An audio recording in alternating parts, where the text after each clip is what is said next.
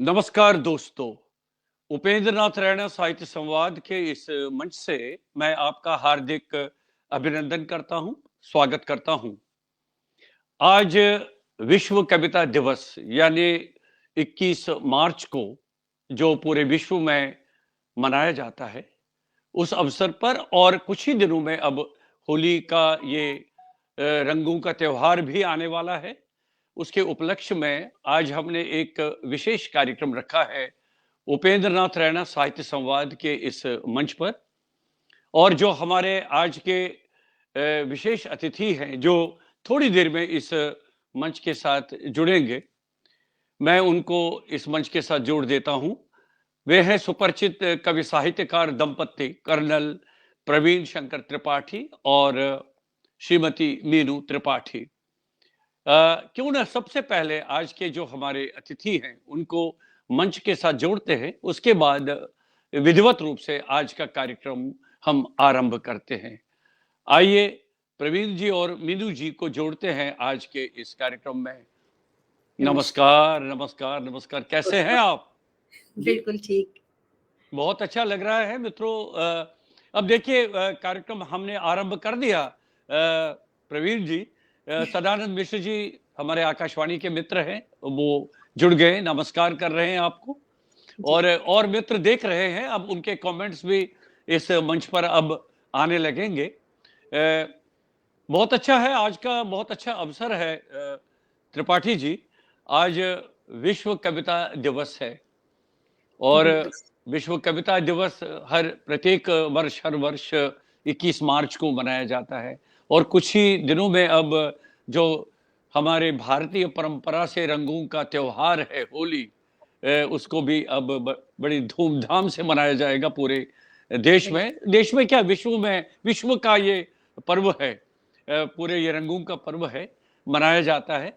अब हमने ये भी देखा है त्रिपाठी जी कि अब केवल जो भारतीय हैं विदेशों में वही नहीं, जो जिस देश में वो मनाया जाता है वहां देश के जो अपने आम नागरिक हैं वे भी इस त्योहार में शामिल हो जाते हैं। तो मैं व्यक्तिगत रूप से इस मंच के माध्यम से अपने मित्रों को और साथ में जो जो इस समय इस मंच के साथ जुड़े हैं पूरे विश्व स्तर पर, उनका मैं इस विश्व कविता दिवस पर शुभकामनाएं दे रहा हूं। साथ में अब आने वाली होली के अवसर पर भी खूब ढेर सारी बधाइयां हैं। मित्रों, आज हमारे बीच में कर्नल प्रवीण शंकर त्रिपाठी जी है और उनकी श्रीमती जी मीनू त्रिपाठी जी। आप दोनों साहित्यकार हैं, आप दोनों साहित्य में इतनी ज्यादा रुचि रखते हैं कि आपको मैं बधाई भी देना चाह रहा हूं इस रूप में। अभी पिछले दिनों आपको इंडिया नेट बुक्स की तरफ से दोनों को साहित्य रत्न पुरस्कार से सम्मानित किया गया। उसके लिए आप दोनों को बधाई, बहुत बहुत बधाई। बहुत बहुत धन्यवाद। अब इस बीच में संतोष रैना जी हमारे परिवार से जुड़ गई, आपको नमस्कार कर रही है, आपका स्वागत कर रही है। सरोजनी कौशिक जी वरिष्ठ साहित्यकार है, वो भी हमारे साथ जुड़ गई है। तो त्रिपाठी जी, आज विश्व कविता दिवस पर आप 2 शब्द कहना चाहेंगे? सभी दर्शकों को मेरा सादर नमस्कार और कविता दिवस की, विश्व कविता दिवस की हार्दिक शुभकामनाएं। देखिए, कविता एक ऐसी विधा है जो कि साहित्य के क्षेत्र में सबसे पहले आई। जो भी पहले महाकाव्य, चाहे हमारे पुरातन काव्य लिखे गए, जो भी साहित्य है वो पहले काव्य के रूप में ही आया। ये सबसे बड़ी बात है। और काव्य की सबसे बड़ी विशेषता यह है कि बहुत छोटे में बहुत कुछ कहने की क्षमता रखना। ये काव्य को बहुत अलग बनाता है बाकी चीजों से। और इसी कारण शायद ये पूरे विश्व में फैली है, क्योंकि अपने भाव को प्रकट करने के लिए कई बार ऐसा नहीं संभव हो पाता कि आप बड़े बड़े आख्यान लिख पाएं। तो छोटे में जो कि मन में आया, आपने किसी रूप में उसको शब्दों में ढाल करके और आपने कागज पे उतार दिया। मीरू जी, आप क्या कहना चाहेंगे आज के इस अवसर पर? इस बीच में रमेशचंद्र शुक्ल जी, जिनका आप जिक्र कर रहे थे, वे भी हमारे आकाशवाणी के मित्र हैं, वो भी जुड़ गए हैं, आपका हार्दिक स्वागत कर रहे हैं। जी, आप क्या कहना चाहेंगे आज के इस अवसर पर? बस यही कहूंगी कि कविता दिवस जो है सबको खूब शुभ हो और मन में अच्छे भाव निकले। मैं ये मानती हूँ कि चाहे जैसी भी भावना मन में पले, दुख हो, सुख हो, कैसा भी वो हो, तो कविता के माध्यम से हम बहुत अच्छे से अभिव्यक्त कर पाते हैं। वो अलग बात है कि मैं कविता नहीं लिखती और मैं गद्य में ही कहानियां लिखती हूँ, तो मेरी विधा जो है वो गद्य है। लेकिन कविता के मामले में ये मैं कहती हूँ कि ये सबके बस की भी बात नहीं है। अमूमन मैंने कविता ऐसा नहीं है कि कभी लिखी ही नहीं, मैं लिखती हूँ, लेकिन अपने तक ही उसको मैं रखती हूँ। और पर मेरा एक खास बात है कि मैं साल में 2 दिन, एक सरस्वती पूजा जब मैं 4 पंक्तियां लिखकर कैसी भी कच्ची पक्की माँ के चरणों को समर्पित करती हूँ, और एक जन्माष्टमी मैं कृष्ण जी को जरूर कुछ ना कुछ लिख के जो है उन्हें भेंट करती हूँ, क्योंकि यही लगता है कि अपने बच्चे का बनाया कैसा भी कच्चा पक्का खाना जो है पेरेंट्स को, माता पिता को अच्छा ही लगता है। तो बस इस भाव से। पर कविता में मेरा हाथ जो है बिल्कुल भी वो नहीं है, समृद्ध नहीं है, मैं लिखती नहीं। देखिए, अपनी अपनी प्रिय विधा होती है। कोई जी, कविता के माध्यम से, कोई कथा कहानी कथा के माध्यम से, बिल्कुल। कोई हाँ, उपन्यास के माध्यम से कहना चाहते हैं, तो लेकिन है तो साहित्यकार ही, आप तो सृजनकर्ता हैं। इस बीच में और हमारे बहुत अच्छे मित्र जुड़ गए। अनंदा पाटनी जी अमेरिका से जुड़ गई, मैं उनका स्वागत करता हूं, आपका हार्दिक अभिनंदन कर रही हैं। विकेश निझावन जी हमारे वरिष्ठ कवि साहित्यकार हैं, वे भी आपका आपका स्वागत कर रहे हैं। निशा चंद्रा जी, आप अहमदाबाद से जुड़ गई, बहुत अच्छी साहित्यकार हैं, कवित्री हैं। और साथ में हमारे बाकी मित्र विकेश निझावन जी और सरोजनी कौशिक जी, सब लोग जुड़े हुए हैं हमारे साथ। तो आप, मैं चाहता हूं मीनू जी, आपने चूंकि जिक्र किया है कि माँ सरस्वती की आप उनके उनके समर्पण में आप वंदना आप जरूर उसको प्रस्तुत करती हैं। मैं चाहता जी। हूं कि आज के विश्व कविता दिवस पर और आने वाले रंगों के त्योहार के अवसर पर, इसके उपलक्ष्य में आप अगर एक अपने मधुर कंठ से एक वंदना प्रस्तुत करेंगी, तो उसी से हम आज के इस कार्यक्रम का श्री गणेश करेंगे।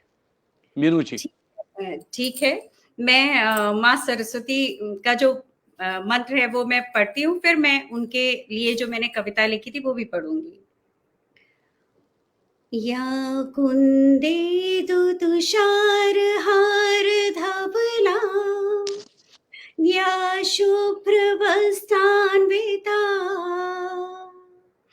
या वीणा वरदण्ड मण्डितकरा, या श्वेत पद्मासना, या ब्रह्माच्युत शङ्करं प्रभृति देवी सदा वन्दिता, सा मा पातु सरस्वती भगवती निःशेष जान्यापहा।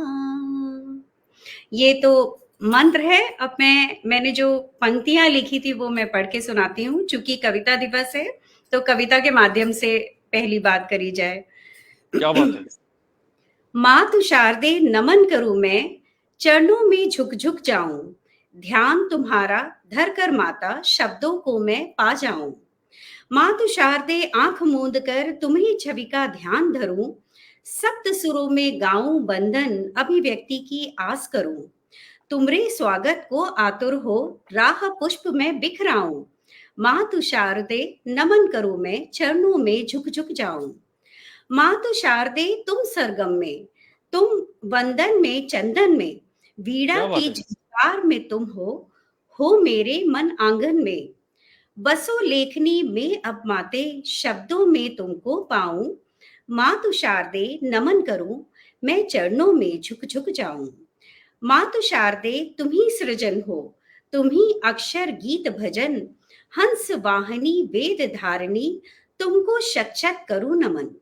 कला और विद्या का माते दान तुम्ही से पा जाऊं, मातु शारदे नमन करूं मैं, चरणों में झुक झुक जाऊं।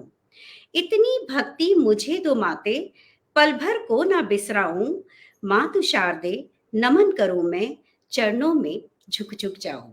क्या बात है, क्या बात है, बहुत सुंदर, बहुत सुंदर। अब आप कह रहे थे मैं कविता नहीं लिखती हूँ, क्यों त्रिपाठी जी, प्रवीण जी, ये देखिए आपके सामने कितना गलत बताया उन्होंने। तो नहीं, नहीं, गलत कब बहुत इतनी अच्छी सुंदर रचना है। निशा चंद्रा जी कह रही है बहुत सुंदर रचना। वो आपकी इस रचना की बहुत प्रशंसा कर रही है। और संतोष जी भी कह रहे हैं मधुर, वाह बहुत खूब, सुंदर, अद्भुत। अब बताइए इतनी इतनी इतना अच्छी तारीफें, प्रशंसाएं आ रही हैं, तो आप कह रहे हैं कि मैं कविता नहीं लिखती हूँ। सदानंद मिश्र जी ने भी कहा बहुत सुंदर, बहुत वाकई बहुत सुंदर प्रस्तुति दी आपने। और शुरुआत तो ऐसे ही होनी चाहिए थी आज के इस कार्यक्रम की। मित्रों, मैं बताना चाहूंगा आज हमारे बीच में इस कार्यक्रम में कवि साहित्यकार दंपति कर्नल प्रवीण त्रिपाठी जी और मीनू त्रिपाठी जी हैं। अब दोनों की ये विविधता है इस दंपति की। कर्नल साहब तो कविताएं बहुत अच्छी लिखते हैं, अभी सुनाएंगे हमको। पूनम शर्मा जी इस बीच में मुंबई से जुड़ गए हमारे साथ, आपका स्वागत है। तो और मीनू जी ने कथा विधा पकड़ ली है, तो उनका विशेषकर अभी बाल साहित्य पर आपकी मीनू जी कोई पुस्तक आई है अभी, उसके हाँ दर्शन कराइए, कराइए दर्शन उसके। जी जरूर। मेरी ये आई है दादी की छड़ी। ये अरे वाह बाल क्या बात है। वैसे अमूमन मैं प्रौढ़ साहित्य लिखती हूँ, लेकिन इस बीच मैंने 5-6 सालों से बाल साहित्य पे अपना हाथ आजमाया और बहुत सारे स्कूलों में जो पाठों के रूप में भी मेरी रचनाएं उन्होंने ली हैं। देखिए तो बाल साहित्य तो अपने आप में बहुत महत्वपूर्ण बिल्कुल, है। प्रौढ़ साहित्य लिखना उतना कठिन नहीं जितना बच्चों के लिए लिखना। बच्चा बिल्कुल। बनकर बच्चों की जो साइकोलॉजी है, मनोविज्ञान है, उसको समझ के बच्चों के लिखना अपने आप में बहुत बड़ी बात है। क्यों प्रवीण जी, आपका जी, क्या विचार है इस बारे में? बिल्कुल बाल साहित्य की लिखने की जरूरत भी है। स्तरीय साहित्य हो जो बच्चों, क्योंकि बच्चों को वापस पुस्तकों की तरफ लाना है, तो अच्छे बाल साहित्य के माध्यम से ही इनको की प्रभावी ढंग से, आकर्षक ढंग से प्रस्तुत किया गया हो, तो वो बच्चों को निश्चित ही खींचेगा। और यह चीज हमने पुस्तक मेला में देखी, जब अच्छे कलेवर में सजी बाल साहित्य की पुस्तकों के ऊपर बच्चों का हाथ पड़ता था। बिल्कुल उठाते थे। बहुत जरूर, मतलब बाल साहित्य की बहुत आवश्यकता है सर, क्योंकि आजकल के सोशल मीडिया के जमाने में बच्चे जहां सबसे ज्यादा जो समय है वो अपने मोबाइल फोन या लैपटॉप या जो उनके पास दूसरे उपकरण होते हैं उसके साथ बहुत ज्यादा समय बिताते हैं। अ, बिल्कुल।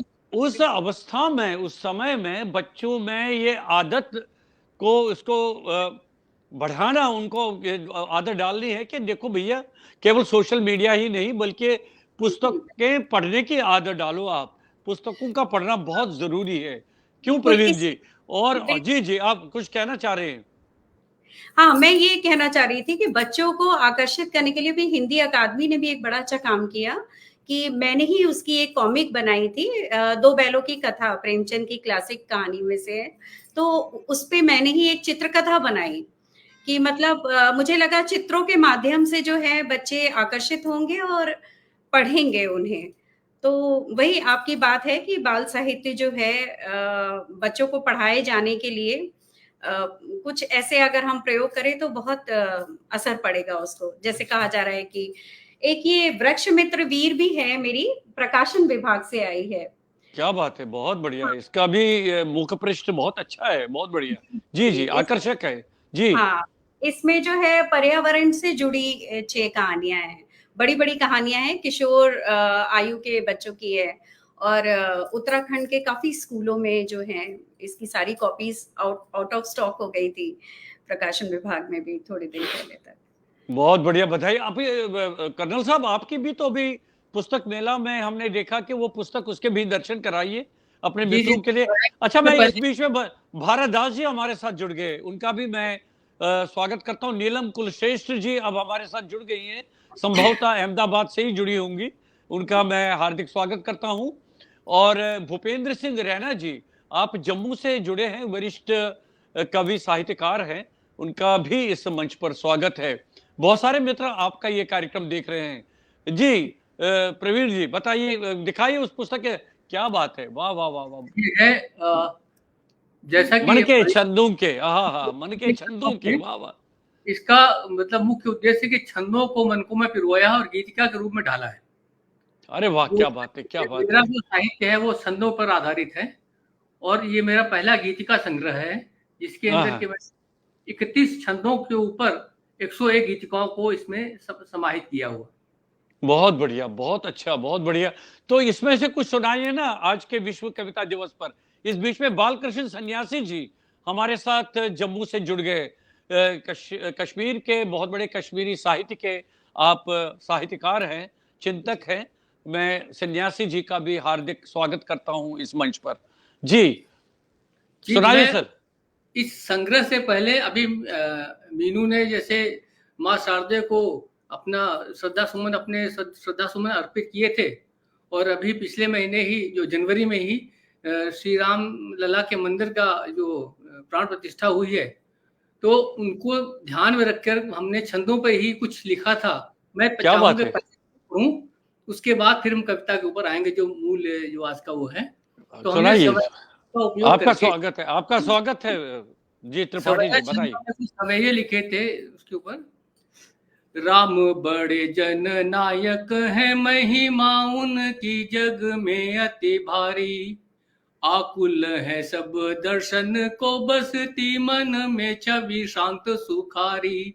क्या बात है। मंदिर भव्य अनूप बने, परिपूरित हो यह आस हमारी। राम सिया जब गेह बसे, तब हर्षित हो जग के नर नारी। राम सिया जब गेह बसे, तब हर्षित हो जग के नर नारी। जन्म लिया नवमी तिथि को, अति पुण्य घड़ी शुभ चैत्र महीना। कौशल राय जगे बड़ भाग, मिला हवि से जब राम नगीना। ओ मातु बड़ी धनवान, बड़ी सुत राम लला सम और कहीं ना। भाग्य हाँ, जगी जन मानस के, अवतार लिया बन राम प्रवीणा। भाग्य जगे जन मानस के, अवतार लिया बन राम प्रवीणा। अब उसके तो अंत के लिए दो छंद लेता हूं मैं। जी। पूर्ण हुआ अति विद्युत की गति, मंदिर पावन राम लला का। धाम सुपावन संग सजा, करने शुभ स्वागत राम लला का। उत्तम है तिथि 22 को, जब पूजन हो प्रभु राम लला का। प्राण प्रतिष्ठित हो तब ही, करना शुभ दर्शन राम लला का। जाग उठे जग अब भारत के जन, स्वागत में प्रभु राम लला के। सर्व धरा पर हो शुभ उत्सव, आगत में प्रभु राम लला के। बाल व वृद्ध सभी अति आतुर, दर्शन को प्रभु राम लला के। गूंज रही हर एक दिशा, भजनामृत से प्रभु राम लला के। गूंज रही हर एक दिशा, भजनामृत से प्रभु राम लला के। और जब उनका प्राण प्रतिष्ठा हो गई तो उस पर एक छंद है। आज विराज गए निज आसन, श्यामल मोहक राम लला जी। नूतन संग पुरातन विग्रह, शोभित वंदित राम लला जी। क्या बात है। हर्षित है नर नार सभी, सबके मन भावत राम लला जी। पंचसती उपरांत पदार्थ, कृतार्थ करें प्रभु राम लला जी। पंचसती उपरांत पधार, कृतार्थ करें प्रभु राम लला जी। अंत में राम के प्रति जो हमारे भाव हैं उनको समाहित करता हूं कि श्री रघुबीर रखा करिए ही, नाम यही भव पार कराता। राम जपे यदि मानव, तो नित नाम उसे नव राह दिखाता। पालन धर्म सदा करना, यह राम चरित्र हमें बतलाता। राम रहे जिसके मन में, उसको जग में कुछ और न भाता। राम रहे जिसके मन में, उसको जग में कुछ और न भाता। जय श्री राम। जय श्री जय श्री राम, जय श्री राम, जय श्री राम। बहुत सुंदर, बहुत सुंदर। बहुत अच्छी प्रस्तुति रही आपकी कर्नल साहब। तो आपको ये कविता लिखने की प्रेरणा कैसे मिली? क्या मतलब परिवार में ऐसा वातावरण था या और कोई अन्य कारण है? यही ये बात आपने जो बात का वहीं से शुरू करता हूँ। परिवार में तो वातावरण था, हमारा परिवार साहित्यकारों परिवार रहा है। अभी भी बहुत अच्छे साहित्यकार हैं और हम जिस जनपद से आते हैं, जिस जिले से आते हैं, वो तो देश के प्रख्यात हिंदी साहित्यकारों की भूमि है। श्री सूर्यकांत त्रिपाठी निराला जी और हमारा जो गांव है, पैतृक गांव है, सिर्फ 5 किलोमीटर के अंतर पर है। इसी तरह से गया प्रसाद शुक्ल स्नेही जी, शिवमंगल सुमन जी, क्या आचार्य बात है। वाजपेयी सब हमारे गांव के आसपास, हमारे क्षेत्र के ही हैं। तो ये चीज तो क्षेत्र में तो थी ही, लेकिन परिवार में भी हमारे अच्छे साहित्यकार हुए हैं। हमारे भाई, हमारे चाचा, हमारे पिताजी भी लिखते थे। सब लोग कुछ न कुछ लिखते थे, चाहे वो भजन कीर्तन के रूप में लिखे और चाहे साहित्य के रूप में लिखे। तो ये थोड़ा सा था भाव। लेकिन जब सेना में थे तो ये थोड़ा सा सुप्त अवस्था में था। बाद में अपने सेवा काल के अंतिम चरण में आकर के मीनू ने साहित्य साधना प्रारंभ की, उनके पीछे पीछे मैं भी लग गया और थोड़ा बहुत काव्य सृजन शुरू किया। नहीं, ये कहने का क्या मतलब है आपके उनके पीछे पीछे मैं लग गया? वो तो अपनी जगह लिख रही थी, आप तो स्वतंत्र थे, अपनी जगह लिख रहे थे। हाँ ठीक है, लेकिन तो क्या होता है, प्रेरणा होती, जैसे अब लिखना शुरू किया, ये साहित्य से जुड़े तो हम भी कुछ मंचों से जुड़े और ये फिर धीरे धीरे हमने तो सेना में आपने कितने वर्ष सेवा दी है? 2.5 दशक करीब करीब हमने सेना में सेवा दी है और पूरे देश को हमने उत्तर से दक्षिण, पूर्व से पश्चिम तक उसमें सेवा की है। तो हर क्षेत्र में वहाँ की संस्कृतियों से हमारा वास्ता हुआ। जम्मू कश्मीर में मेरा सबसे ज्यादा, मेरे 5 टेन्योर जम्मू कश्मीर में, 4 टेन्योर मेरा कुपवाड़ा में मैं रहा, श्रीनगर में रहा, अखनूर में रहा, मैं सुंदरबनी में रहा और उसके बाद अवंतीपुर में रही। मेरे 5 टेन्योर हैं वहाँ के। और उसके बाद राजस्थान में मेरे 5 टेन्योर थे। बाकी सेवा तो मतलब बाकी देश की, इन्होंने अपनी पूरी सर्विस के 40% जो है वो श्रीनगर के आसपास ही घूमने में बिता दिए हैं। क्या बात है। अब स्वर्ग की धरती है, वो धरती पर स्वर्ग है जिसको कहते हैं। तो चिता बनाए रखने हम वहां पे बार बार जाते रहे। क्या बात है, क्या बात है। तो सेना में होते हुए तो भी आपकी जो ये सृजनशीलता थी, ये कविताएं थी, वो चल रही थी या कुछ फर्क पड़ा उस पर? नहीं, वो बिल्कुल नहीं चल रही थी, क्योंकि जब आप सैनिक होते हैं तो आपका फोकस बिल्कुल अलग होता है। आपका जो मुख्य उद्देश्य है कि आपके देश की रक्षा करनी है और जिस भी जगह पे आप तैनात हैं उसी हिसाब से आप बहुत व्यस्त रहते हैं। लोग कहते हैं कि सेना में होता क्या है शांति काल में, लेकिन पता नहीं, सेना में शांति काल में ही बहुत कुछ होता है, तभी हम युद्ध काल के लिए या अग्रिम क्षेत्रों में अच्छा काम प्रदर्शित कर सकते हैं। तो जहां भी रहे बहुत बिजी रहे। हाँ, ये बात हुई कि जब हम हायर रैंक पे पहुंचे और उसके बाद अपनी कमांड मैंने खत्म कर ली, स्टाफ में आए, तब मुझे थोड़ा सा रुचि जागी और थोड़ा सा लिखना शुरू किया। लेकिन सीरियस जो मतलब गंभीर रूप से लिखना जो शुरू हुआ मेरा, वो रिटायरमेंट के बाद ही हुआ। तो अपने कार्यकाल का कुछ प्रभाव आपको लगता है कि आपके लेखन पर भी पड़ा है? बिल्कुल, उस तरह के भाव आपकी कविताओं में स्वाभाविक रूप से स्वतः आ गए हैं या? देखिए, ऐसा है कि जब आप पूरे देश का भ्रमण करते हैं तो आपको देश की सब परिस्थितियों से आपका पाला पड़ता है। आप राजस्थान में रहते हैं तो आप उसके बारे में कुछ लिख सकते हैं, वहाँ की संस्कृति के बारे में, वहाँ की सभ्यता के बारे में। आप कश्मीर रहते हैं, वहाँ की सुंदरता और सुंदरता को कैसे बिगाड़ा गया उसके बारे में भी आपके अंदर भाव उत्पन्न होते हैं।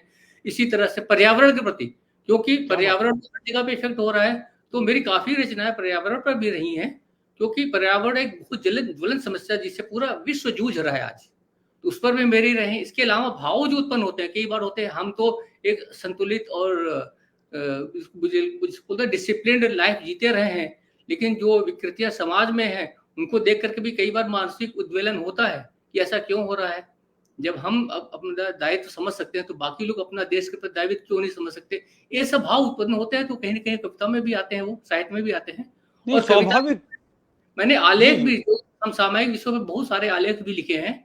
करीब जो भी कोई ज्वलंत समस्या है उसके ऊपर मेरा कोई ना कोई आलेख भी है। और इनके मीनू के काफी धक्का लगाने के बाद मेरा एक कुर्ग के ऊपर एक संस्मरण है जो कि किताब के रूप में आ रहा है, जिसको प्रकाशन विभाग ने स्वीकृत कर लिया है। क्या बात है। हाँ, वो जो कि एक नया पहलू, कुर्ग कर्नाटक का एक क्षेत्र है जो इसने देश को सबसे ज्यादा वीर दिए हैं, सबसे ज्यादा सेनानी दिए हैं, सबसे ज्यादा IAS सिविल सर्विसेज में और डिफेंस फोर्सेज में उनका काफी योगदान रहा, क्योंकि योगदान रहा। जी। तो उस पूरे इलाके को लेकर के मैंने एक संस्मरण लिखा, यात्रा संस्मरण के रूप में है। और अभी प्रकाशन विभाग जैसे उसको रिलीज करेगा तो सबके सामने आएगा वो। बहुत बढ़िया, हमारे लिए सौभाग्य की बात है। इस बीच में और बहुत सारे मित्र जुड़े, मैं नाम लेना चाहूंगा। उषा कौल जी हमारे साथ जुड़ गई, निरुपमा सिंह जी जुड़ गई, निर्देश निधि जी जुड़ गई, रश्मि बजाज जी भी, वाह क्या बात है, बहुत सारे मित्र हमारे जुड़ गए। सरस्वती चंद्र आचार्य जी अहमदाबाद से जुड़ गए, बहुत बढ़िया, बहुत अच्छा लग रहा है। और बाकी मित्र हमारे साथ लगा, अनुराधा जी जुड़ गई हैं, क्या बात है। बहुत सारे मित्र हमारे साथ लगातार जुड़े हुए हैं। बाद में आप इनके कमेंट देख लीजिएगा, आप इनको अपना दे दीजिए। अच्छा मीनू जी, जब जब जी जी जहां जहां त्रिपाठी जी की पोस्टिंग होती रही, आप साथ साथ में गई हैं? नहीं, मैं हमेशा इनको बोलती हूँ कि इनका जितना भी टेन्योर रहा है, उसका 30% मैंने अकेले बिताया। 30 नहीं तो 25 तो मान ही लीजिए, क्योंकि फील्ड पोस्टिंग आती थी, एक फील्ड एक पीस या 2 पीस आ गई तो एक फील्ड तो पक्का है, हार्ड फील्ड। तो इस वजह से मैं बच्चों के साथ एसएफ में कम से कम 12 साल तो रही हूँ। तो अभी आप जैसे आप बोल रहे थे कि उस वक्त लिखा, तो मैं लेखन के बारे में ये मानती हूँ कि अपना जो स्वभाव है, तो मैं बहुत अंतर्मुखी थी। और ये जो परिस्थितियां थी, इससे बहुत सारे विचार हमारे दिमाग में जो है पलते रहते हैं, जिनको हम कभी पेन डाउन नहीं कर पाते, कलमबद्ध तब नहीं लिखते थे, समय भी नहीं था, बच्चे छोटे थे, उनके साथ जूझना, नई जगह पे सेटल होना, अकेले सब कुछ करना। तो लेकिन दिमाग में जो है विचार हमेशा होते थे, उनको खाद पानी मुझे लगता है कि लगातार मिलता रहा। तो जब एक सिचुएशन ऐसी आई कि प्रवी की कमांड आई, और फिर उसके बाद जब हम वहां पे सेटल हुए, तो वहां से लेखन जैसे ईश्वरीय प्रेरणा होती है वैसे शुरू हुई। कि बड़ा मजेदार किस्सा आप कहें तो मैं सुनाऊं इसको कि लेखन सुनाइए, कैसे। सुना, कार्यक्रम तो आपका ही है, आपकी जो इच्छा है सुनाइए। ये हमारे यहाँ एक बड़ा ही फॉर्मल पार्टी होती है, डाइनिंग इन डाइनिंग आउट। तो नए ऑफिसर आते हैं और पुराने जाते हैं, तो इसमें बहुत बड़ा फॉर्मल होता है, इससे बच्चे नहीं अलाउड होते हैं, बस वो। लेकिन बेटे का 10th का एग्जाम था, अभी वो कनाडा में है, ईशान। तो उसका इम्तिहान था और वो मेरे सामने ही पढ़ता था, और उसको ये चीज कहीं अंदर से मालूम थी कि मम्मी गई तो मतलब मैं इधर उधर कुछ करूंगा। तो उसने, हम मैं तैयार ही हो रही थी कि उसने चलते चलते बोला कि मम्मी आज आप ऐसा हो सकता है कि आप नहीं जाओ। तो मैंने कहा जब ये ऐसा बोल रहा है तो मुझे नहीं जाना चाहिए। मैंने कहा नहीं, इनसे बोला कि प्रभी आज तो मैं नहीं जाऊंगी। और फिर वो अपना सामने बैठ के पढ़ता रहा, और मैंने ऐसे ही एक लाल रंग की पेन थी, मैं टीचर थी तो पेन बिखरे होते थे, और वो उठाया और एक पेपर लिया, और उसमें मैं मुंबई के बारे में कुछ लिखने लगी। एक मतलब ऐसे ही दिमाग में कुछ कुछ चल रहा था। और जब वो लिखा तो पता नहीं चला, वो 2 घंटे में, जाने वो लिखना तो आर्टिकल शुरू किया था, पर वो बन गई कहानी। तो क्या फिर बात जब मैंने दोबारा से उसको पढ़ा तो मैंने ईशान को सुनाया, कहता अरे वाह मम्मी, बड़ा अच्छा आपने लिखा है। प्रवी आए, इनको मैंने सुनाया, तो इन्होंने कोई ज्यादा रिएक्ट नहीं किया, और चुपचाप वो ले गए अपने साथ, और अपने उसको टाइप करवा के और भेज दिया बैंगलोर में, जहां हमारी आर्मी की मैगजीन आती थी, आवा मैगजीन। और उसमें वो छप गई एक सुबह कैनवस पर, और उसने मतलब मुझे इतना वो दिया, मतलब ऊर्जा दी, कि फिर मैंने कहा नहीं अब लिखूंगी। तो फिर ऐसे करके धीरे धीरे फिर पत्रिकाओं में आई, फिर तो मतलब जर्नी धीरे धीरे धीरे धीरे बढ़ी। फिर यहाँ जब हम लोग नोएडा आए, कोलकाता से हम लोग एक बार यहाँ आए थे चिट्ठी किताब के विमोचन के लिए, उसमें लीलाधर मंडलोई जी थे, और उत्तराखंड के जो राज्यपाल हैं अभी, जनरल गुरमीत, वो थे, काफी अच्छे लोग। चित्रा दी को भी वो किया था।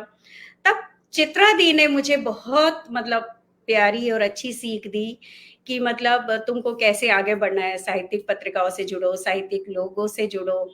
और इनके भाई भी हैं प्रेम शंकर त्रिपाठी जो कोलकाता में है, उन्होंने भी काफी मतलब हम लोग को जोड़ा उड़ा। तो मतलब धीरे धीरे ऐसे ही, तो वो जो एक पॉइंट होता है ना, टर्निंग पॉइंट, कि मतलब एक बस टीचिंग और हाउसवाइफ से जो है एकदम से आप राइटिंग में कैसे आए, तो वो एक वही एपिसोड था बेटे वाला, कि वो उसने मुझे अगर जाने दिया होता पार्टी में तो शायद वो ना लिखती वो कहानी नहीं बनती। देखिए ये कभी कभी कुछ ऐसी घटनाएं जीवन में घटती है तो जो सकारात्मक दिशा की ओर होती है, तो बहुत अच्छा होता। अब देखिए आपकी एक कहानी बन गई और इतना उसकी प्रसिद्धि मिल गई। जी सबसे जी। बड़ी बात कि उसके बाद मुझे पता चला कि दिमाग में कितना कुछ भरा हुआ था, जो पूरे जीवन जो है, वही मैंने कहा खाद पानी मिलता रहा शायद, तो वही इमोशंस या जो भी हैं वो कलम के माध्यम से निकलते रहे, तो ऐसे ही रहा। बहुत बहुत बढ़िया बात सुनाई आपने।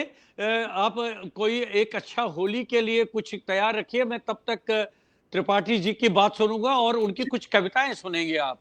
जी, जी आज विश्व कविता दिवस है।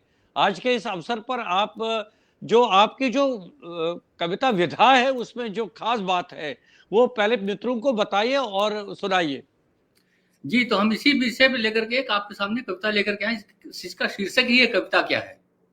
क्या बात है, क्या बात है, वाह वाह वाह, बहुत बढ़िया। अच्छा, कथ्य पिरोकर लय में लाएं, कविता उसको कहते हैं। भाव हृदय के जब लिख पाएं, कविता उसको कहते हैं। अरे वाह, क्या बात है। मन में कुंठित भाव अनेकों, उलझे रहते आपस में, खोल गांठ जो भी सुलझाएं, कविता उसको कहते हैं। छटा बिखेरे प्रकृति निराली, भांति भांति के बिंबों से, वर्णन में दर्शन करवाएं, कविता उसको कहते हैं।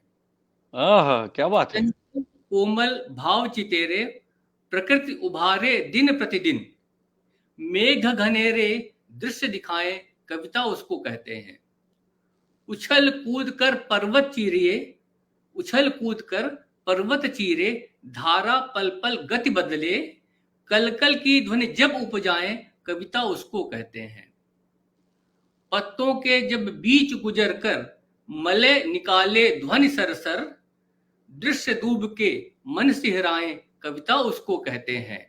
वाह, इन उसके रंग बखाने, सतरंगे से बिंब गढ़े, धरती के हर रूप दिखाएं, कविता उसको कहते हैं।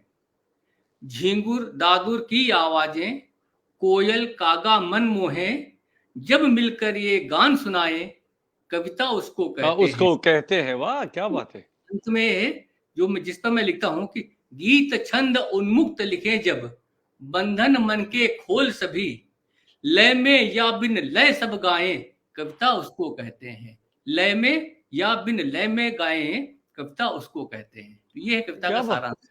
क्या बात है। अच्छा मीनू जी, कभी कभी ऐसा होता है कि जब प्रवीण जी कविता लिखते हैं तो आप उसमें नहीं नहीं ये ठीक नहीं, इस तरह से कर दीजिए। कभी कभी वैचारिक थोड़ी सी बहस चलती रहती है क्या? हाँ, होता है, होता है। मतलब मैं लिखती तो नहीं हूँ, पर मैं बता देती हूँ कि हाँ, ये कुछ नहीं मजा आई या ये कुछ नहीं बना इसको, ये तो चलता है। मेरा नहीं जो आप संग्रह जी सर कुछ कह रहे हैं आप। जो मेरा संग्रह आया है, उसकी कविताओं को परिष्कार करने में इनका बहुत बड़ा हाथ है। और हमारे साहित्यिक मित्रों का भी, जिन्होंने मैंने जो चुनकर के जो पिछले 7-8 साल में लिखा, उनको इकट्ठा किया, अपनी तरफ से सुधार किया। लेकिन हमारे जो साहित्यिक मित्र थे, जो हमारे गुरुजन थे, उन्होंने उनको पढ़ा और सुझाव दिए ठीक करने के लिए, उनको सुधारा। और जो बोलते निंदक नीरे राखी, आंगन कुटी छवाए। ये तो बहुत अच्छी बात कही आपने। अच्छा अच्छा। नहीं, प्रवी भी मदद करते हैं। जब मुझे कुछ ऐसे तथ्य चाहिए होते हैं तो फिर मैं इनको लगाती हूँ, क्योंकि इनको मैंने बताया ट्रेवलॉग लिखने में अच्छे हैं, तो बताते हैं हम दोनों एक दूसरे के। अच्छा मीनू जी, अब देखिए, बातचीत तो चलती रहेगी और हमारे बहुत सारे मित्र जुड़े हुए हैं, आपका कार्यक्रम देख रहे हैं। नमिता सिंह जी भी अहमदाबाद से जुड़ गई, उनका भी मैं स्वागत कर रहा हूं। और हमारे बहुत अच्छे मित्र हैं प्रदीप उपाध्याय जी, वो भी जुड़े हैं, जो वरिष्ठ साहित्यकार है, कथाकार है, व्यंग्यकार है, वो भी हमारे साथ जुड़ गए। प्रदीप जी, आपका भी स्वागत कर रहा हूं इस मंच पर। तो आप होली के संबंध में कुछ बोलिए, कुछ उसके बारे में थोड़ा सा। रंगों का त्योहार है, इतना बड़ा आने वाला है जी। देखिए, होली पे कविता तो प्रवी ने लिखी है।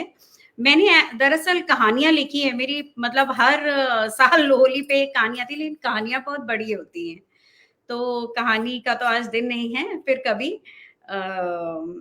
पर बसंत में मैं सुना सकती हूँ। बसंत पर अगर आप कहें तो मैं हाँ, सुना सकती वसंत, देखिए वसंत हूँ। और ये होली का फागुन वाला महीना जो होता है, तो ये हाँ, एक दूसरे पर अन्योन्याश्रित होते हैं, एक दूसरे पर ही होते हैं, है ना जी। हाँ, सुनाइए आप, आपका स्वागत है।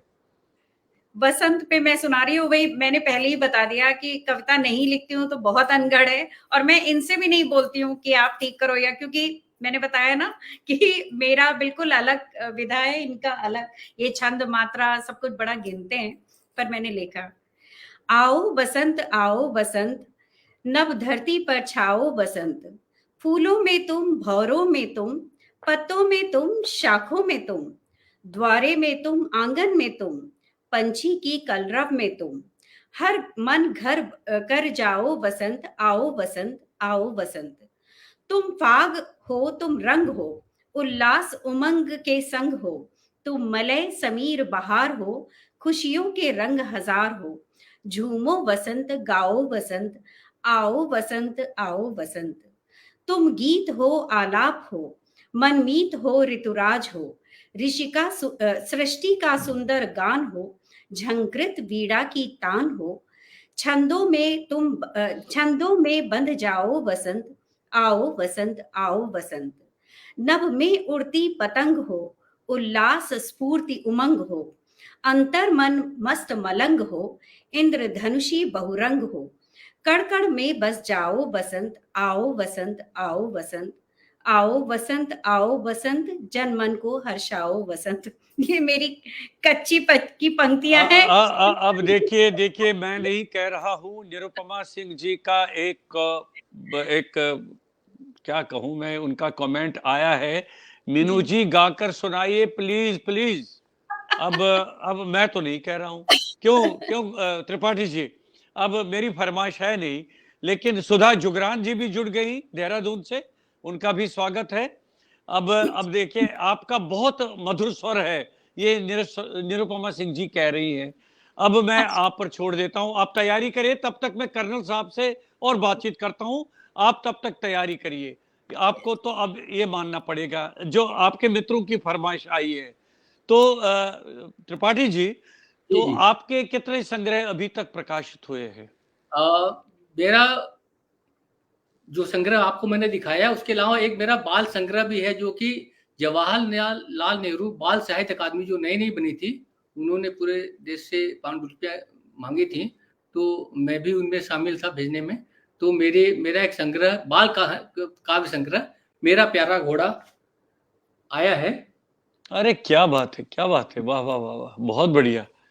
इसमें बच्चों वाह की वाह वाह। कविताएं दी हैं। तो अभी तक मेरे 2 संग्रह आ चुके हैं, मैंने बहुत लेट शुरू किया है, एक आने वाला है, और एक अभी जैसे मैंने बताया कि यात्रा संस्मरण आने वाला है, फिर आगे अभी यात्रा शुरू की है तो चलती रहेगी। बहुत बढ़िया। तो अब आप एक दो कविताएं सुनाइए, तब तक मीनू जी अपना। अब देखिए, जी। सुधा जुगरान जी भी कह रही हैं कि निरुपमा जी सही कह रही है, उनसे कुछ गाकर सुनाइए। तो चलिए, आप तैयारी करिए मीनू जी, तब तक मैं प्रवीण जी से कुछ सुनता हूँ जी। पहले एक इसकी कविता दिवस के ऊपर एक गीत मैं आपको लेके चलता हूँ, गीत से जोड़ता हूँ। अरे क्या बात है, बहुत बढ़िया, उसके सुनाइए बाद होली के ऊपर फिर है मेरे पास अलग-अलग छंदों में अलग-अलग रचनाएं हैं। ये गीत सुनाइए। है, शीर्षक है काव्य कहानी गीत बयानी। भाव शब्द रस में जब पकते, बन जाते वो गीत कहानी, कुछ बातें तो लिख कर रखते, कुछ रहती हैं याद जुबानी। पहला बंद है, जो भी घटता आस पास नित अंतस में बस जाता है, मकड़ जाल शब्दों भावों का मन को नित भरमाता है। सही तंतु का छोर पकड़कर उलझे बिंब सहेजे जब, निर्मल कोमल शिल्पबद्ध तब गीत नया रच जाता है। लय प्रवाह को साध साध कर भरे काव्य में एक रवानी, कुछ बातें तो लिख कर रखते, कुछ कहते हैं, कुछ रहती हैं याद जुबानी। वाह। मानस नहीं अछूता रहता, दिखती अगर विषमता है, संग विपन्नता अति निर्धनता, पाते कहीं बहुलता है। जीवन के व्रतकम जी कर की, भाव पके कभी अंतस में, काव्य शिल्पियों की सच्चाई से पड़ती यह शर्त निभानी, कुछ बातें तो लिख कर रखते, कुछ रहती हैं याद जुबानी। क्या बात है। और जी, प्रकृति और श्रृंगार छोड़कर और बहुत कुछ लिखना है, बिखरी हुई विसंगतियों पर सतत लेखनी चलना है। जातिवाद, शोषण, निर्धनता, सामाजिक विद्वेष बढ़े, विघटनकारी तत्व उजागर लेखन से अब करना है।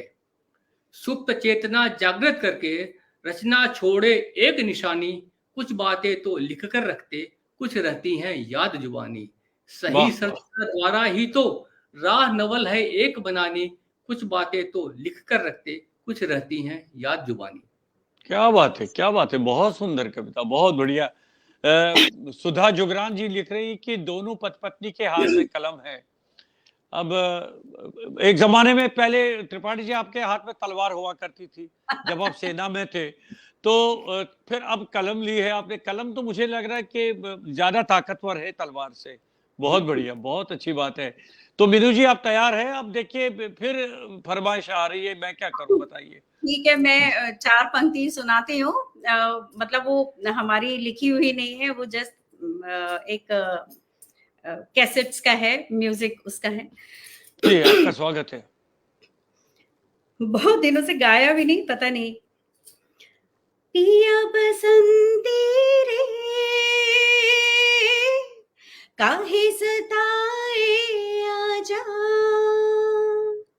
पिया बसंती रे,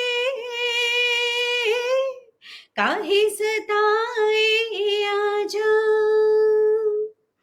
प्यार की धुन छेड़े जिया,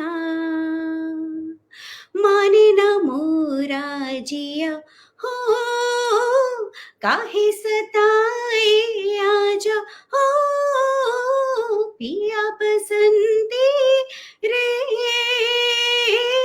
काहे सताए आजा, बादल ने अंगड़ाई ली जो कभी, लहराया धरती का आंचल, ये पत्ता पत्ता ये बूटा बूटा, छेड़े है कैसी ये हलचल, मनवा ये डोले जाने क्या बोले, मनवा ये डोले जाने क्या बोले, मानेगा ना मेरा जिया, हो तेरे हैं हम तेरे पिया, हो काहे सताए आजा, हो पिया बसंती रे,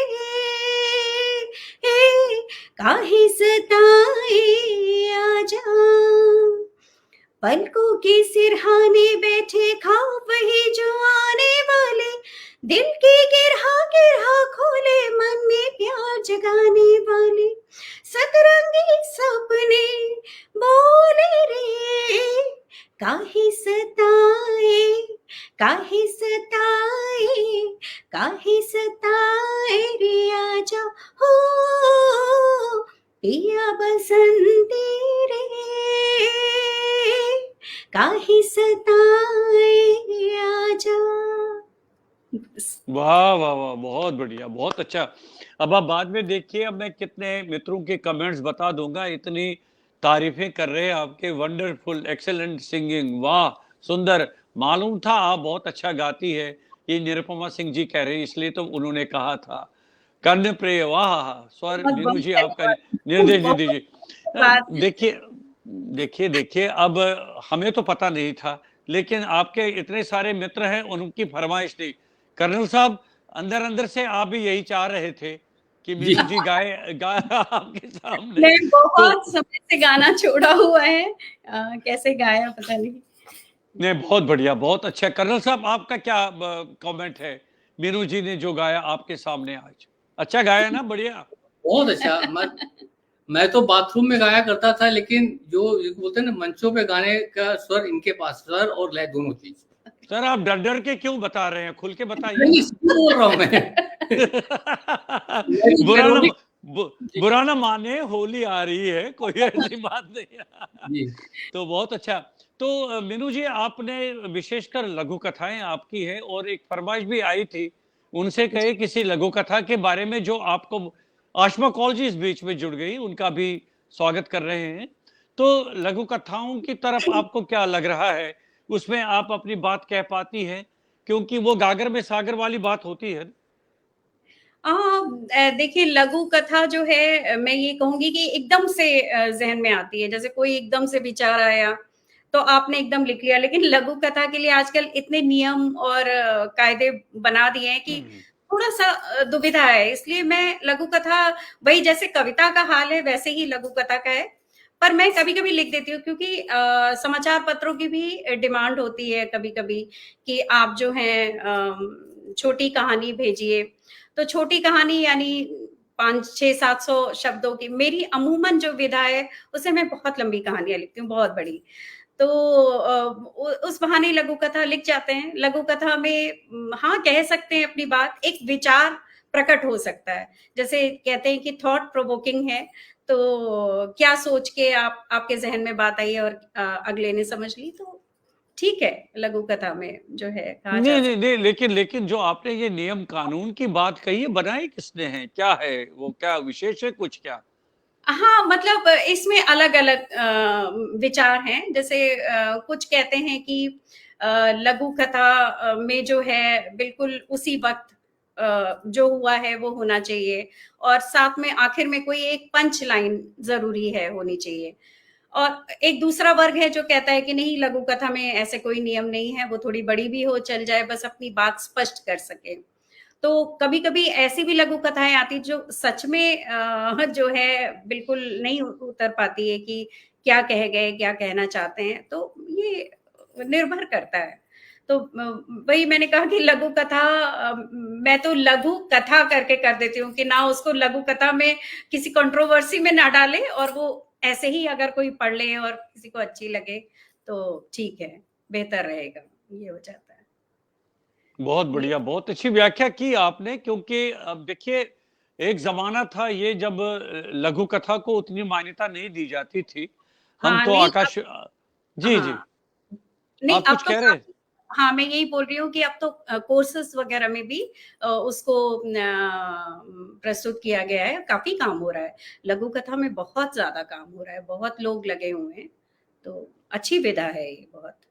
हम तो आकाशवाणी में काम किया हमने, और हम कार्यक्रम, साहित्यिक कार्यक्रम देखते थे। लघु कथाओं का जब हमने प्रचलन देखा नहीं, फिर विशेष रूप से जब मेरे कार्यकाल के दौरान, तो फिर बहुत सारे ऐसे मित्र आए मेरे पास लघु कथा लेके। जी, हमने इंट्रोड्यूस कर दिया आकाशवाणी से भी, फिर हमने साहित्यिक कार्यक्रमों में लघु कथाएं सम्मिलित करना शुरू कर दिया। तो कहने का तात्पर्य यह है कि ये भी अपने आप में एक विधा है, कहने का बिल्कुल, तरीका है। बहुत, हाँ, जी, बहुत जी। पॉपुलर, बड़ी लोकप्रिय विधा है और बहुत लोग लिख रहे हैं। लघु कथा मतलब बहुत, वही कहते हैं ना, गागर में सागर भरना, थोड़े में बहुत कुछ कह जाना और पाठक के मन में एक विचार छोड़ जाना। ये तो एक विचार होता है, एक समस्या, एक ज्वलंत मुद्दा होता है, वो मुद्दे को छोड़ जाना तो एक लघु कथा बड़े आराम से कर पाती है। जी। प्रवीण जी, आप अपने सेना के कार्यकाल के दौरान कोई ऐसा कोई संस्मरण सुनाइए जो आपको लगा कि वो जिंदगी भर आपको याद रहेगा।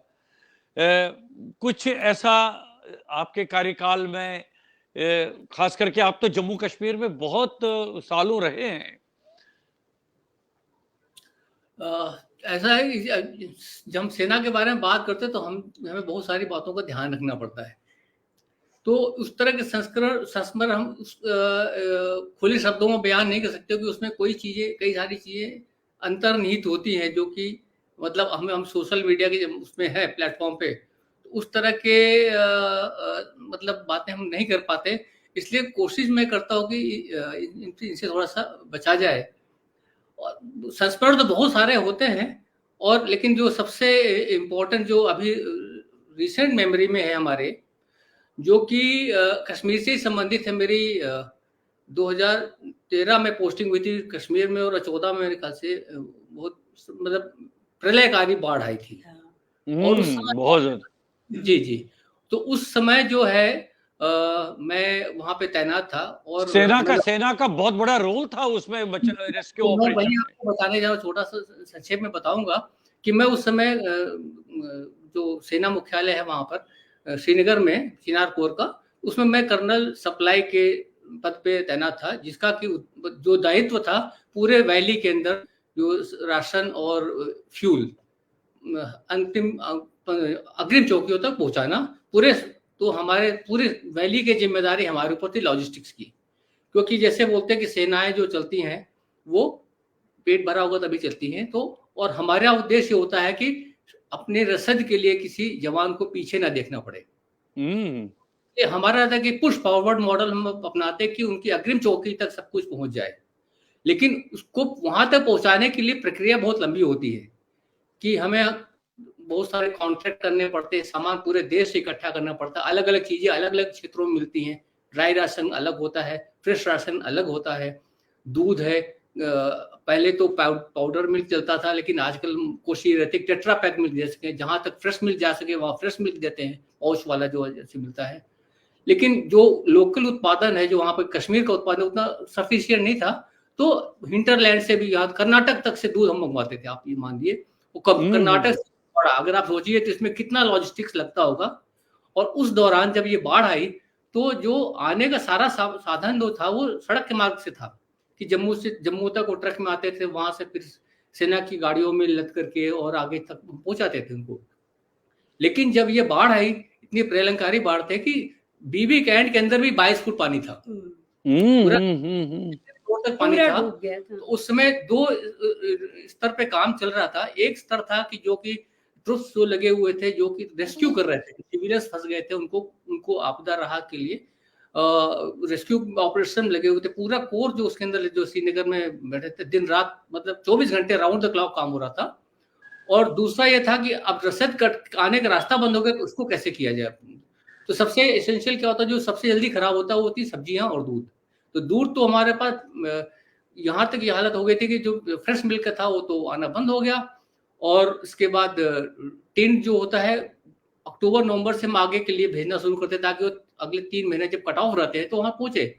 ये बीच का समय था जब भी हमारी डंपिंग आगे की चल रही थी, उस बीच में ये बाढ़ आ गई। तो आप ये समझिए कि हमारा पूरा शेड्यूल गड़बड़ा गया। लेकिन अभी इमीडिएट रिक्वायरमेंट थी कि किसी तरह फ्रेश सप्लाई पहुंचे, तो उसमें वायुसेना ने हमारी सहायता की।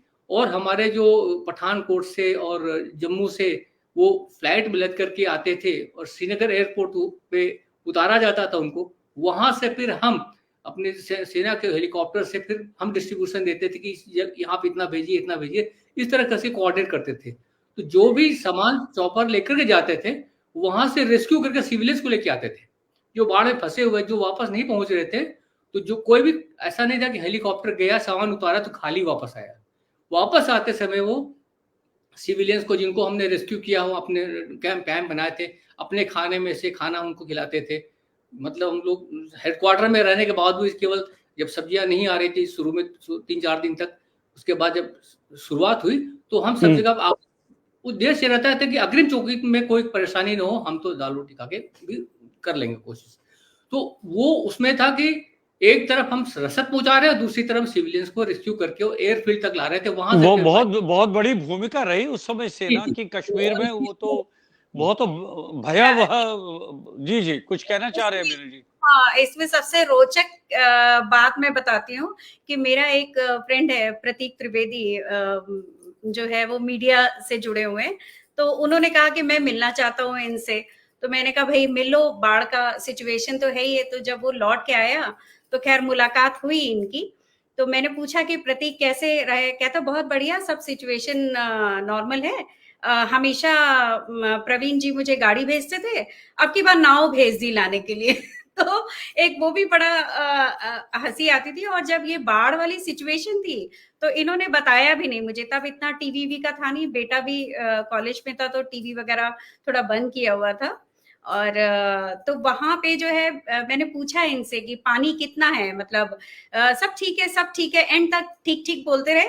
बाद में कहते हैं जब एक्सट्रीम हो गया तब कहते हैं कि एक दिन फोन आया कि शायद फोन कल से नहीं कर पाऊं, परेशान नहीं होना। तो मैंने कहा प्रवीण पानी आया कितना है?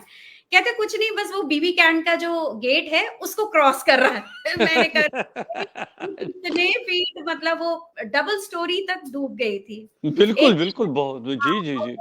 फोन कनेक्टिविटी जुड़ी है।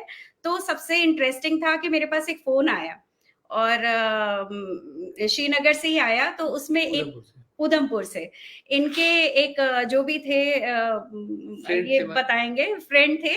तो उन्होंने कहा कि मैम इधर सर है और आपको अगर कुछ कन्वे करना है तो बताइए। तो पहली बार ऐसा हुआ कि हमारे बीच में मीडियोकर थे, मैं बोलती थी प्रवी कैसे, तो वो पूछते थे हाँ भाई कैसे है? तो वो कहते थे बोल दो ठीक हूँ, तो फिर वो मुझे बोलते थे ठीक हूँ। तो मतलब आप क्या बात करोगे आप बीच में जो है। तो ऐसे छोटे छोटे हम लोग के लिए हिलेरियस वो होते हैं, तो उसमें भी खुश हो जाते हैं। सब ठीक, एंड ठीक है तो फिर सब अच्छा है। बहुत बढ़िया, बहुत अच्छा। अच्छा, अब प्रवीण जी आप कुछ कविताएं अच्छा, अभी बीच में आपने सस्वर पाठ भी किया था भगवान राम जी पर, तो कुछ जी ऐसी कोई कविता सुनाइए ताकि आपका हम अब सस्वर पाठ करिए, अच्छा लगेगा। कोशिश करता हूँ मैं। अरे इसी सर, कोशिश क्या, बहुत बढ़िया। आप तो तो बहुत ये अच्छा गाते हैं। जी मादक जी। बसंत के ऊपर ही है, उसके बाद फिर अरे क्या, होली पे मैं रचा जी जी, दूंगा। जी जी।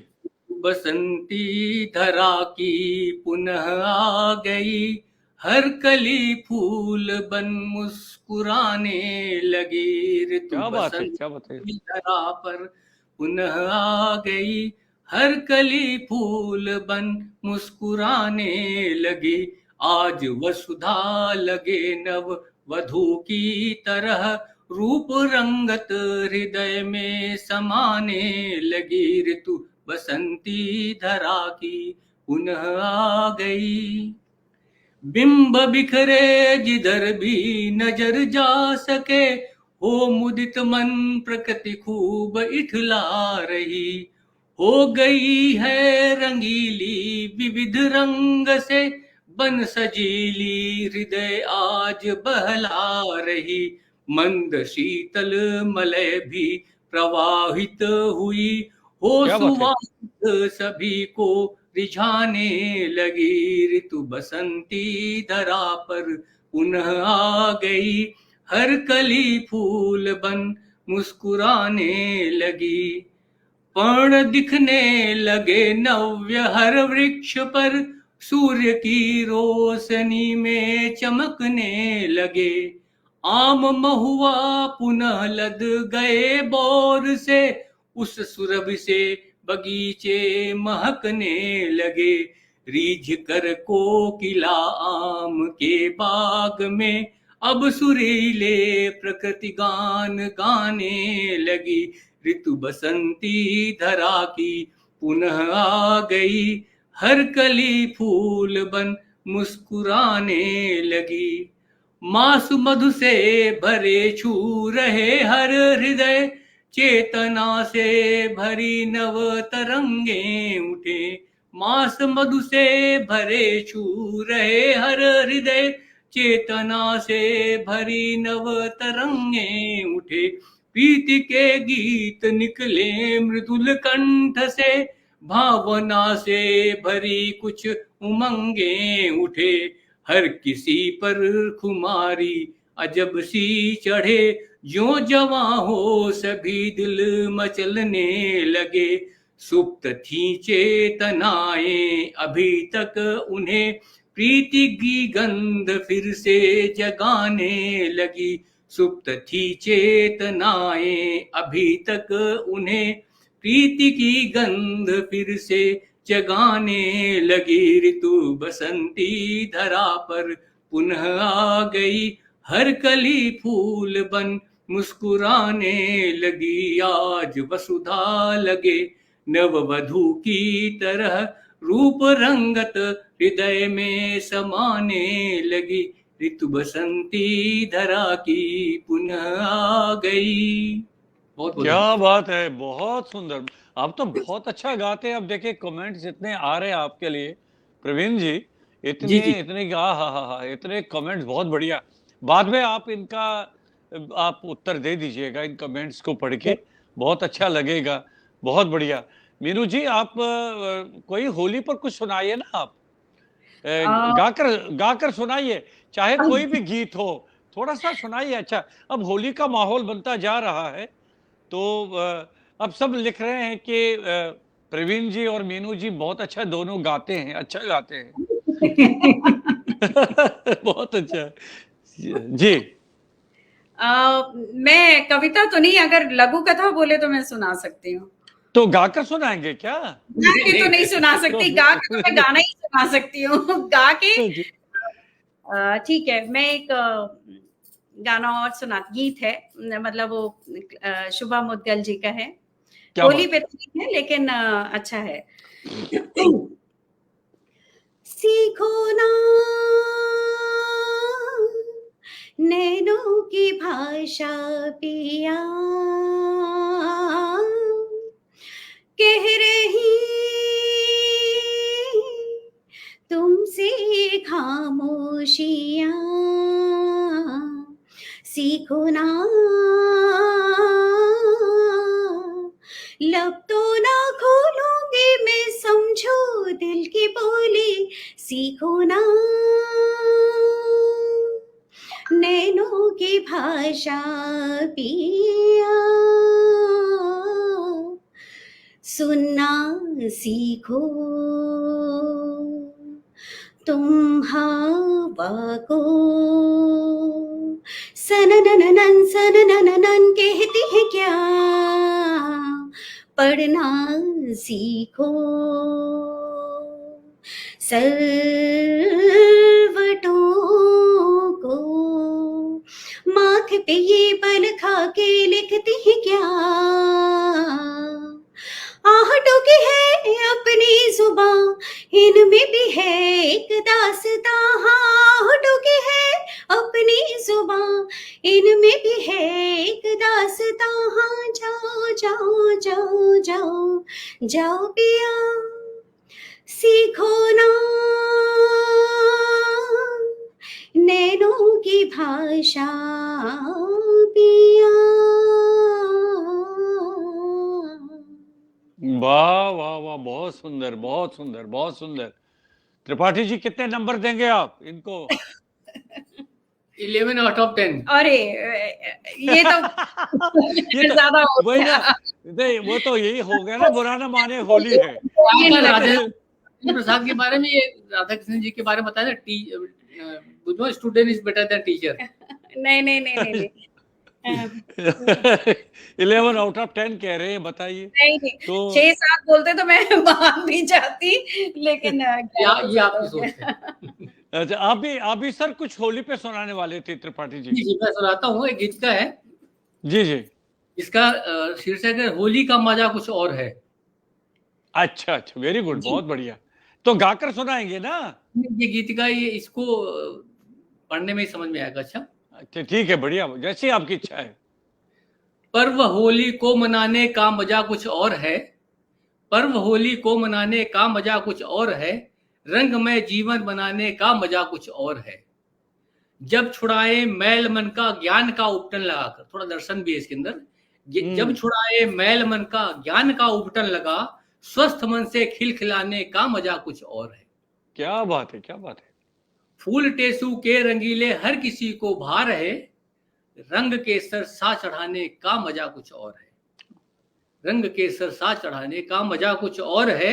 और झांझ मंजीरे बजे खड़ताल ढोलक संग में, झांझ वाह, मंजीरे बजे ढोलक हड़ताल ढोलक संग में, जोश में भर फाग गाने का मजा कुछ और है।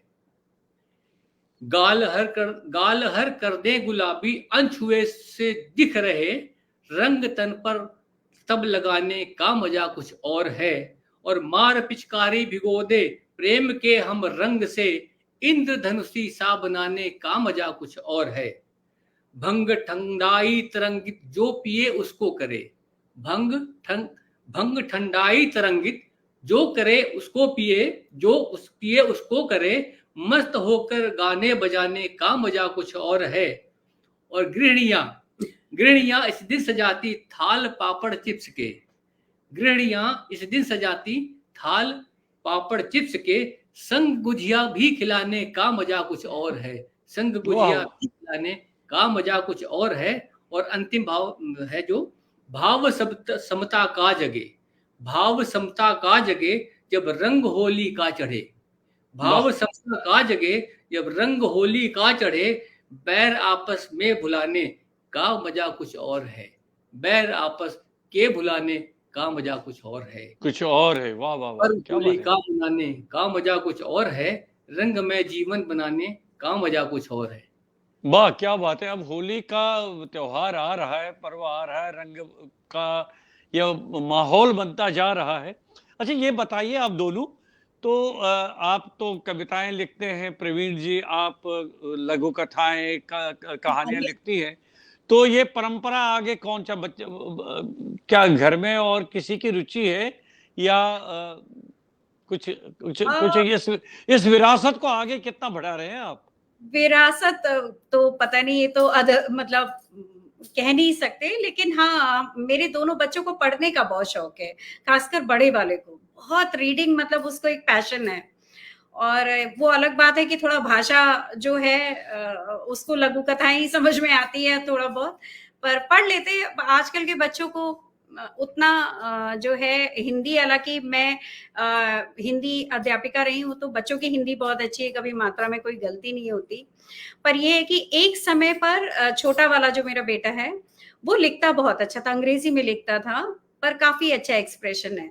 और बड़े वाले का भी, जैसे वो जो भी लिखता है, कोई आर्टिकल लिखा या कुछ लिखा, तो ऐसा कभी कोई पब्लिश नहीं किया या कुछ नहीं किया, लेकिन फिर भी अपने हिसाब से जो लिखते हैं तो उसमें, पर विरासत कौन संभालेगा नहीं कह सकते। तो मतलब ये, उसकी कोई गारंटी नहीं है। हाँ नहीं हाँ नहीं, एक चीज मैं बताऊं, देखिए ऐसा जी होता जी। है कि ये टर्निंग पॉइंट कब लाइफ में आता है हमें पता नहीं होता। हाँ, ये भी अब है। पहले से हम इस्लाम, हाँ, ये बात तो बिल्कुल सही कही आपने, जैसे बिल्कुल। हमने जी जी। बताया कि हमने कितने सालों बाद हमने शुरू किया, और अब हम देखते हैं कि जैसे आज मैंने अपने जो सुबह आज मैंने लिखा था, तो मेरे भाई ने कलकत्ता वहाँ मुंबई से भेजा कि मेरे पिताजी ने, जिनको हम चाचा कहते थे, उन्होंने भी इसके ऊपर कुछ लिखा था ऐसे करके।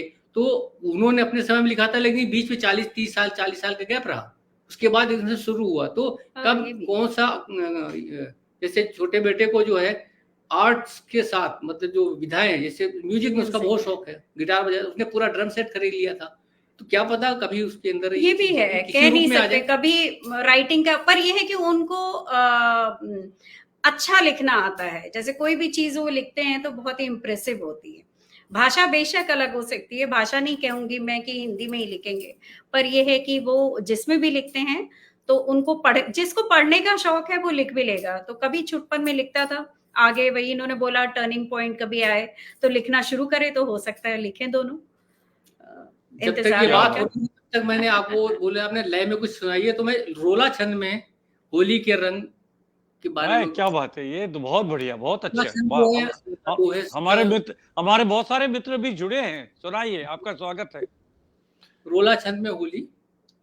होली का त्योहार बसा जन जन के मन में, होली का त्योहार बसा जन जन के मन में, रंगों की बौछार तरंगे भरती मन में, वाह, क्या बात है। रंगों की बौछार तरंगे भरती मन में, माघ माह के बाद मनोहर फागुन आता, मिटते सर्व विवाद दिलों के भेद मिटाता, वाह। मिटते सर्व विवाद दिलों के भेद मिटाता, टेसू और पलाश बाग जंगल दमकाते, इनसे बनते रंग जिन्हें हम सभी लगाते, चहुदिस उड़े गुलाल खेलते हर्षित होकर, रंगते फिर से बाल लोग जब आते धोकर, वाह वाह। रंगते फिर से बाल लोग जब आते सही धोकर, बात।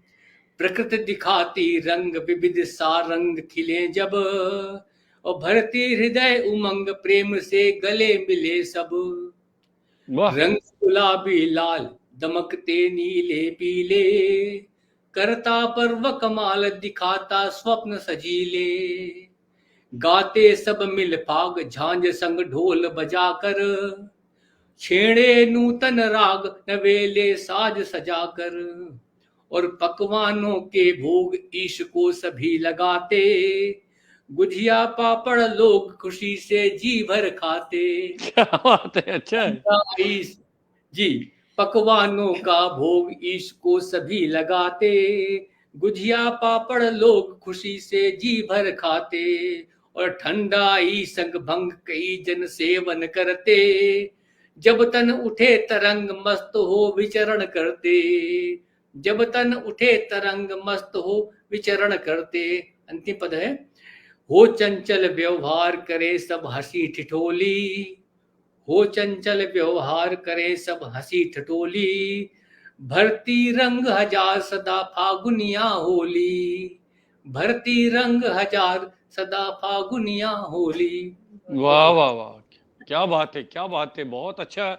होली पर आपने बहुत अच्छा सुनाया।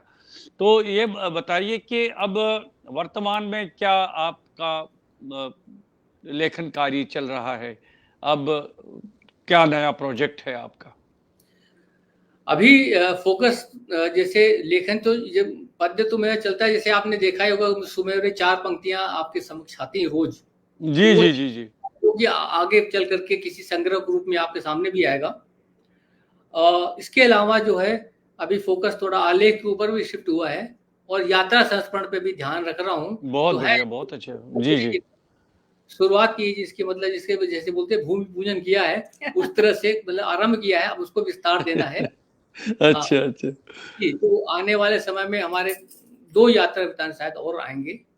उसके बाद फिर देखते हैं आगे कैसे बनता है। चलिए, हमारी शुभकामनाएं आपके साथ है। अब देखिए, बातचीत करते करते लगभग सवा घंटा निकल गया, पता भी नहीं चला। तो जी। मीनू जी, आपका क्या वर्तमान में अब नया प्रोजेक्ट है? मेरा एक तो अभी मुझे इंतज़ार है, मैंने जैसे कि आपको पता होगा शायद कि मैंने पर्यावरण के लिए बहुत लिखा है। तो पर्यावरण पर अभी एक बाल उपन्यास प्रकाशन विभाग से मेरा स्वीकृत हुआ है, हरियाली की ओर। क्या क्योंकि बात ये है! एक बड़ी मुझे लगता है एक ज़िम्मेदारी है, अगर पर्यावरण से इतने पाठकों में से कोई 2 भी अगर बदल जाएँ, तो हमारा लेखन सार्थक माने। तो एक तो प्रकाशन विभाग का वो है, दूसरा एक अभी डायमंड से जो है सोमा गाँव, उसमें भी कुछ कहानियाँ जो हैं पर्यावरण को ही समर्पित हैं, वो प्रौढ़ साहित्य है, प्रौढ़ कहानियाँ हैं। लेकिन उसमें पर्यावरण को और कुछ समाज के पारिवारिक कहानियाँ कम है, समाज के कुछ ऐसे ज्वलंत मुद्दे हैं जिन पर लिखा जाना ज़रूरी है, जिसमें नशा है या कुछ ऐसा है। तो वो उसको मैं बोलूँगी कि संदेशप्रद है वो कहानियाँ, सौवा गाँव जो है। उसके अलावा बहुत सारे लोगों ने मुझसे कहा कि आप अपने आर्मी के बारे में जो है अनुभव लिखिए। तो आर्मी के बारे में मुझे लगता है कि सभी जानते हैं कि अप्स एंड डाउन होते हैं उसमें जो है। तो मुझे ये लगता है कि अपने बारे में वही हर फौजी की पत्नी की जो है कहानियाँ लगभग अमूमन सेम ही होती है, वही स्ट्रगल या सेपरेशन या जो भी कहें। तो मैंने ये सोचा है कि मैं थोड़ा-सा उससे अलग हट के काम करूँगी और मैं अपने बारे में ना लिख के मैं उनके बारे में लिखूँगी, जो कि कुछ कर रही हैं, समाज को दे रही है। मतलब जैसे एक परसेप्शन होता है, एक नज़रिया होता है कि आर्मी वाइफ बस अपने तक ही सीमित रहती है, वो अपने बच्चों, अपने परिवार को और उसी में, पर नहीं, एक ऐसी आर्मी फौजी की पत्नी, जो कि अपने परिवार के साथ-साथ बहुत सारे परिवारों को सपोर्ट कर रही है, सिविल के, मतलब जैसे आर्मी बैकग्राउंड के नहीं, सिविल के। तो मैं उनके बारे में लिखूँगी, वो मेरे लिए। और हमेशा होता है कि हम जैसे कि अतीत में करते हैं कि वो ये काम कर गए, पर वर्तमान को मुझे लगता है कि सामने लाना बहुत ज़रूरी है। वर्तमान को अगर हम लाएँगे, तो वो एक बहुत बड़ी प्रेरणा देंगे आगे बढ़ने के लिए, जो बहुत पाठक। बढ़िया, बहुत बहुत अच्छा कार्य रहेगा। अब बहुत सारे मित्र इस बीच में हमारे साथ जुड़ गए, तो उनके लिए 2 शब्द कहना चाहेंगे आप मीनू जी? मैं यही कहूँगी कि आज कविता दिवस के दिन जो है आप लोगों ने हमें सुना और मैं तो बहुत ही ऐसे दुविधा में थी कि मैं कहानीकार होके कैसे आऊँ, पर सच में मुझे सवा घंटे का पता नहीं चला, क्योंकि इतना अच्छा मुझे आप सब लोग इतने ध्यान से सुन रहे हैं, तो बहुत ही भाग्यशाली हूँ कि आज के दिन जो है आप लोगों के साथ मैंने अपनी बातें साझा की। और बस आप लोगों की आशीर्वाद जो है हमें मिलता रहे, हम लिखते रहें और मिलते रहें। बस और क्या, होली की बहुत-बहुत और शुभकामनाएँ। और और त्रिपाठी जी, आप अपने मित्रों के लिए 2 शब्द कहें जो जुड़े रहे। जी, जी, मैं जो मीनू ने कहा मैं उसको मतलब सेकंड करता हूँ, समर्थन करता हूँ उसका।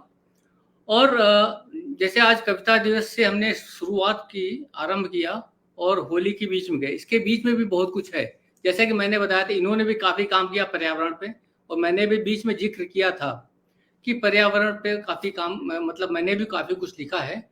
तो मैं कार्यक्रम का अंत अपने एक पर्यावरण पर एक छोटी सी रचना से आपके सामने करूंगा। उसके पहले जो भी मित्र इस पटल पर जुड़े हैं आपके मंच के माध्यम से और हमको इतने ध्यान से सुन रहे हैं, अपना समय निकाल करके और हमको सुनने के लिए उपस्थित हुए, उनके लिए हम बहुत बहुत आभारी हैं, मन से आभारी हैं। और अभी जब ये कार्यक्रम खत्म होगा, जब पूरा प्रोग्राम फिर से देखेंगे तो पूरे प्रयास रहेगा कि सभी को हम व्यक्तिगत रूप से उनको उत्तर दें। और बहुत अच्छा लगा इस कार्यक्रम में जुड़ के, और आपने हमें जोड़ा, हमें आमंत्रित किया, ये हमारा सौभाग्य, हम दोनों का ही सौभाग्य है कि एक इतना बड़ा मंच हमें मिला आपके माध्यम से। और सभी दर्शक जो भी मेरे मित्र हैं, आपके मित्र हैं, या जो भी दर्शक जो हैं, उनको बहुत बहुत धन्यवाद। मैं चाहता हूँ पर्यावरण पे आपको एक संदेश है। स्वागत है। भारी संकट आन पड़ा है, धरती कौन बचाएगा, मानवता का नाम निशान तब पृथ्वी से मिट जाएगा। क्या बात है। प्रदूषण धरती पर यूं जनता त्रस्त हुई सारी, महामारियां जन्म ले रही, मानव क्या बच पाएगा। नंगी होती धरा नित्य दिन, पर्वत जंगल का हो विनाश, खातिर आने वाली पीढ़ी पादप कौन लगाएगा। ग्रसित दिशाएं धूल गर्द से सांस लेना सांस हुआ भारी, पीकर रोज विषैली गैसे कैसे स्वास्थ्य बचाएगा। वन अज्ञानी नाश कर रहे भूमंडल की धाती को, पर्यावरण बचाए कैसे आखिर कौन बताएगा। जिधर नजर जाती है दिखता ढेर प्लास्टिक कचरे का, युग युग तक नष्ट नहीं होगा कैसे मुक्ति दिलाएगा। जागरूक होना है सबको आने वाले खतरे से, नहीं सीख पाया यदि खुद ही तो कैसे सिखलाएगा। अगर सभ्यता आज न चेती धरा नष्ट हो जाएगी, पृथ्वी पर रहता था मानव किस्सा कौन सुनाएगा। और नदियां व्याकुल दिन प्रतिदिन है पाप धो रही वो सबके, कितने पाप किए मानव ने उसको कौन गिनाएगा। सीमा क्या बात है। कोई सीमा नहीं बची है संसाधन को दुहने की, शोषण जितना आज करेगा वही कभी पछताएगा। अंतिम पद है, धरती कहती है अधिक वेदना सह न सकूं मैं, जुल्मों का अब अंत करो, बदले में विध्वंस करूं तो कैसे मुझे मनाएगा। बदले में विध्वंस करूं तो कैसे मुझे मनाएगा। ये प्रकृति बोल रही है हमसे, हमको चेतने की जरूरत है। क्या बात है, बहुत बहुत अच्छा, आपका बहुत बहुत धन्यवाद कर्नल प्रवीण त्रिपाठी जी और मीनू त्रिपाठी जी।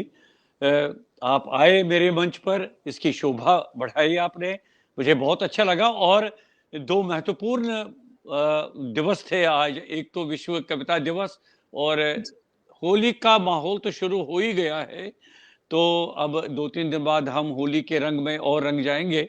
और सबसे बड़ी बात है कि जो इसने बीच में 1 घंटा 18 मिनट हो गए और हमारे जो मित्र जुड़े रहे, मैं उनका भी हृदय से आभार व्यक्त करता हूं कि लगातार हमारे साथ बने रहे वे। और मैं हर बार यही कहता हूं हर कार्यक्रम में, ये मेरा परिवार है, ये मुझे मेरा प्रोत्साहन करते रहते हैं, लगातार मेरे साथ जुड़ते रहते हैं, और उससे मुझे भी आगे चलने का एक नया रास्ता मिल जाता है, नई दिशाएं मिलती है। बहुत अच्छा। और पुनः कर्नल प्रवीण त्रिपाठी और मीनू त्रिपाठी, आपका बहुत बहुत धन्यवाद। आपको होली की बहुत बहुत शुभकामनाएं, बहुत बहुत शुभकामनाएं। सभी मित्रों सभी को होली की बहुत बहुत शुभकामनाएं, बहुत बहुत धन्यवाद। शुभ रात्रि। शुभ रात्रि, नमस्कार। मित्रों, उपेंद्र नाथ रैना साहित्य संवाद के इस मंच पर आज का ये कार्यक्रम अब यहीं पर संपन्न हुआ। मुझे अनुमति दीजिए